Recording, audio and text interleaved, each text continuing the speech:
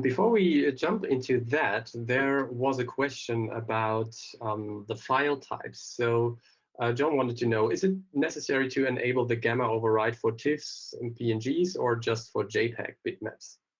Yeah, this is a very good question, very important. I should have told it. Actually, almost every file, yes, you need to activate that tick box, except for the EXR format. EXR format is linear because it's designed this way. Okay, so this is the only exception. You can't find some JPEG, TIFF, PNG file with linear profile inside. It exists, but it's very, very, very rare to find that. We can't say that it doesn't exist. It does, but you have almost no chance to find it on the net. So it's an easy rule after all. EXR, you don't need to activate the tick box because this is linear. All the other file type, all the other are going to be sRGB. So you need to linearize it by clicking here the tick box. So this is what we're going to do. We're going to put it linear, so a gamma of 1. So that's going to work, except for the color texture. So in general, we can say that, well, it doesn't break anything. If you had a JPEG that is linear and you enable the gamma override and set it to 1, this won't break anything. It's just going to override the gamma and just doing the right thing. So just as well as a good practice, just always enable the gamma override whenever you're dealing with textures that you want to use to control the parameters other than color. Exactly. That's basically the rule, yeah.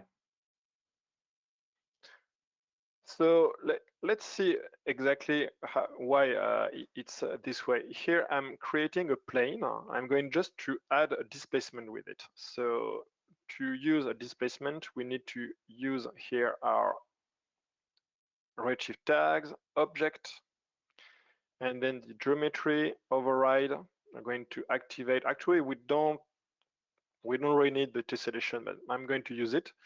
I'm going to deactivate here the screen space adaptive. I don't need that. Minimum edge length, I'm going to put it to 0. And the maximum subdivision, because this is a plane which has a lot of subdivision already. 6 is way overkill, so let's put 3. That should be enough. And of course, the displacement. Okay, because our plane is scaled it down to 130 centimeter, I would like to have a range of, so this would be 1 centimeter of displacement on a 130 centimeter square. That's not really a lot. It would be barely noticeable. So I'm going to put it to 65, 70. Let's say 70 here, the maximum displacement. Okay, so this is the first step. Now I'm going to create a material, Redshift material, of course. Let's call it test. I'm going to apply it to our plane, and I'm going to load a displacement map. So this is this one. Now I'm going to load another tool, which is the ramp. So this is a ramp, the basic ramp gradient from Cinema 4D Redshift. I'm going to plug the ramp inside the displacement in the text map. So you can see here, this is yellow to yellow. That's an easy way to find your way inside all this stuff, because you can see there is a lot of stuff, but there is actually only one which is yellow as the output here of the ramp node. So it means yellow goes to yellow and so on. And here the displacement must go not inside the material, it must go to the output node. And you can see here we have some kind of light purple, goes to light purple. Okay.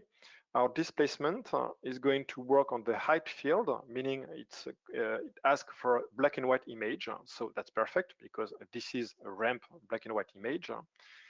And we're going here to put on the scale the same number we put here on the Redshift tag. So 70. So this is going to be 70 here also. Okay, so I put it on the map now. If I start the IPR, we can see the result. Let's go this way.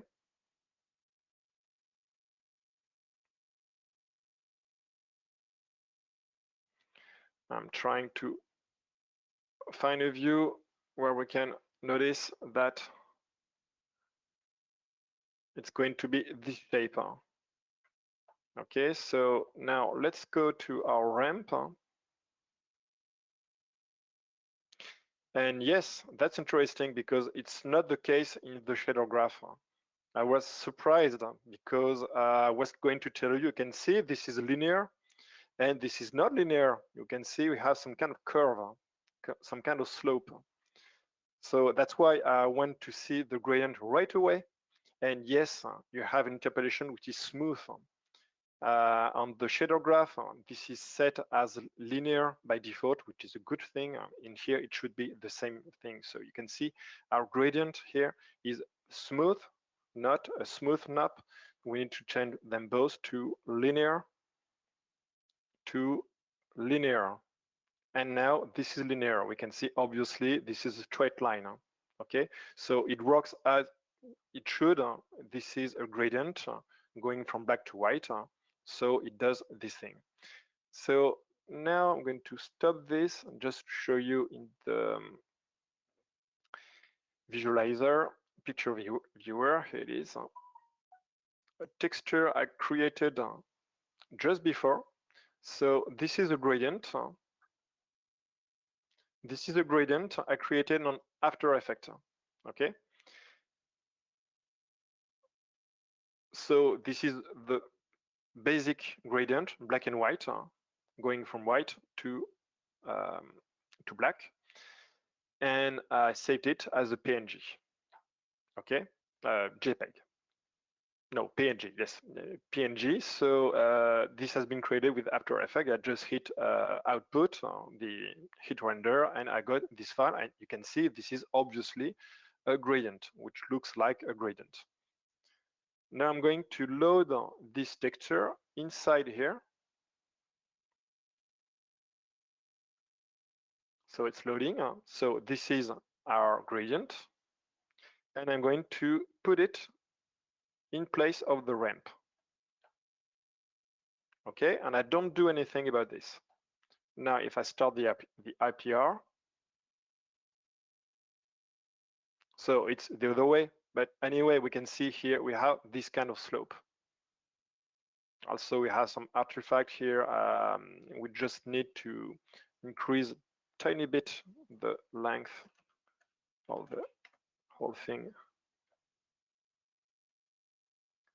Maybe. Actually, it's not important, but you can see here there is a slope. There is this almost the same slope we had with the gradient. This one, the ramp, which was made on smooth. So now, if I take this texture and activate the gamma override, we're back on track. And here you can see really the effect. Why we have to change here this gamma override on a PNG to do this. Okay, so I had prepared an EXR file to show you that on the EXR file we don't need to do this, but I think I made my point, and that's enough. I just really wanted to make sure about this. Tick this box every time except for the color.